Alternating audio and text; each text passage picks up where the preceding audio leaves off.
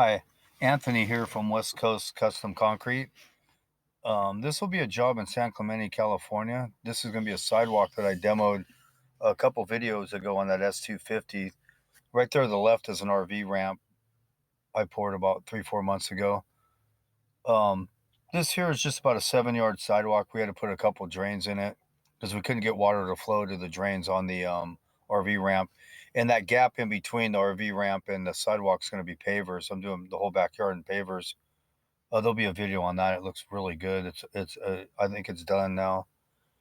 Here's my pump. I brought it's a Olin 545, about 100 feet of hose. It's just a walk in the park pump as far as the pump goes. We got a couple drains in there, so you can't rot it quite as quick if there's no drains in there because you got to put a 4 foot level and make sure it's breaking the bubble and flowing to the drain. Once it's flowing to the drain, you're home free. Bow float it, trowel it, everything's good. I'm running just a 2.5 off my pump, then I run two basically the whole way out. That's how I do it. I pump more out of 2 inch hose. That's a 2.5 there. That's a 3 to 2.5 reducer coming off my pump into a 4 inch off the pump.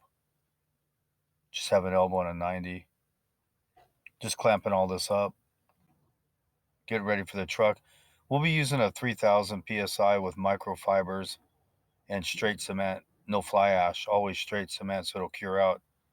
I've been using a white vinegar as a curing agent. It works better than any other curing agents that I've used. 50/50 with water and spraying it on. You can spray it on before you broom it or after. Works really good. It bleaches it super quick. No blotching. It looks fully professional. And we're soaking the grade because in the heat in the summer, if the concrete bleeds too quickly, rises to the top and then bleeds through, it'll shrink too fast and you'll get cracks and stuff. And I can't remember the last time I've gotten a crack in anything I poured, even a hairline.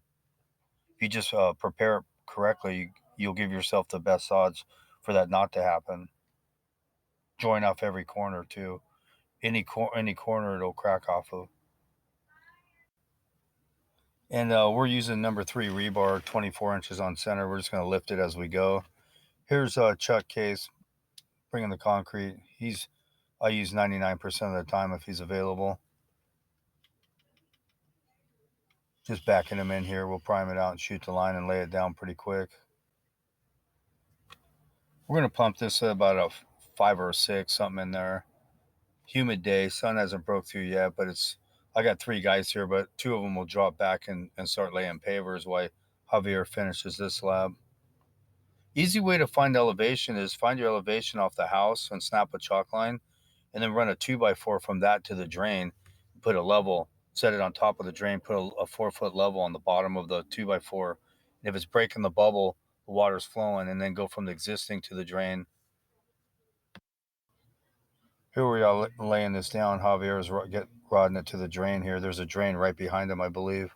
I think we have 2 or 3 in the slab because the garage floor water went into the existing old concrete into the garage, so we raised it up a little bit, and then we put a drain and sloped it to it.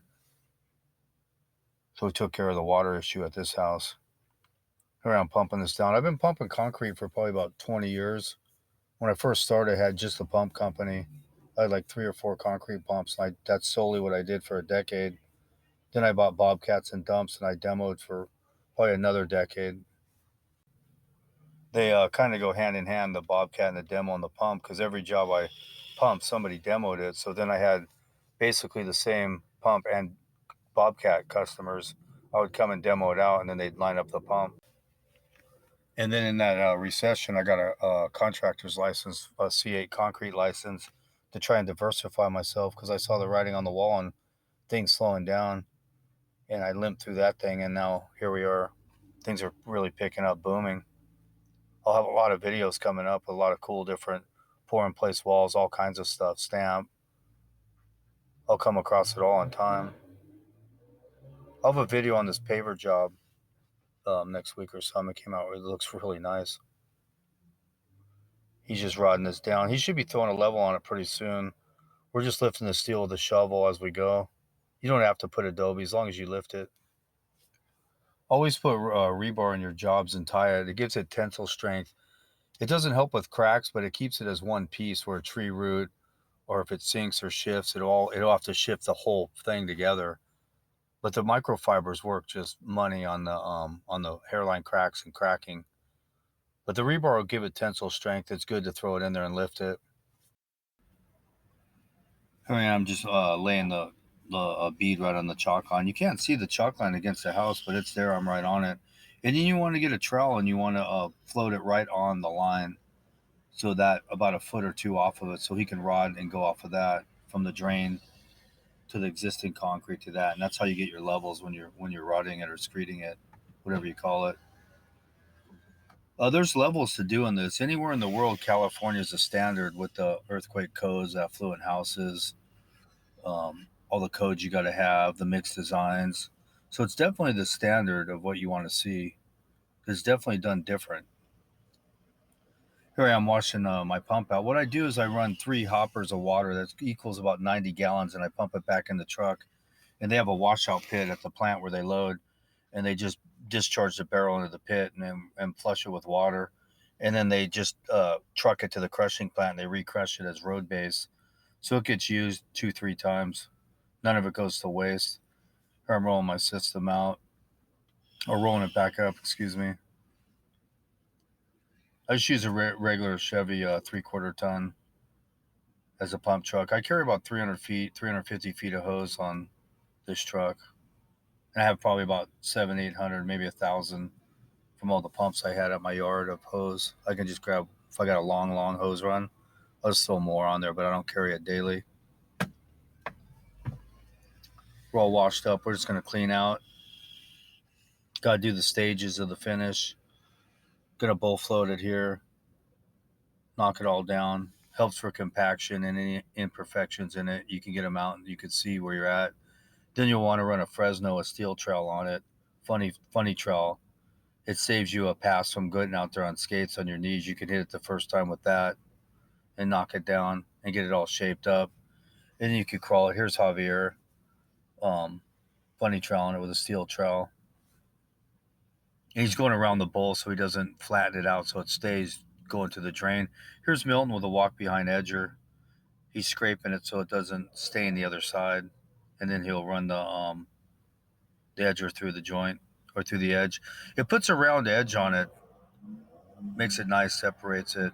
And he's got a string tied to the pole, and he's reaching across where he marked chalk lines or with a crayon, and on the 2x4, and you just snap the line.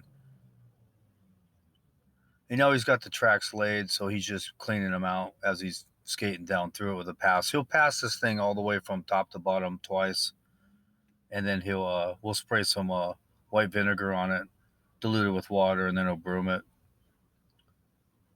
We got him and Milton hitting the edge so he can just pass through the middle and on the edge against the house. Just troweling this out.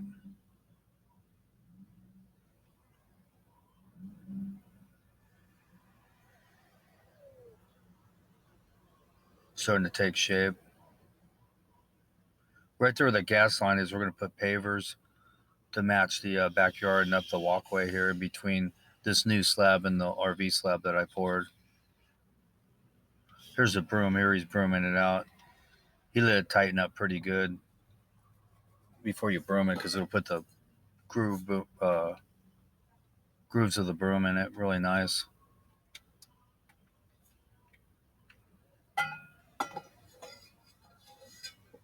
Here it is here. See, joint off the corners because it'll crack there. That's a clean out drain right there. Here's the finished product here. Flying aces again.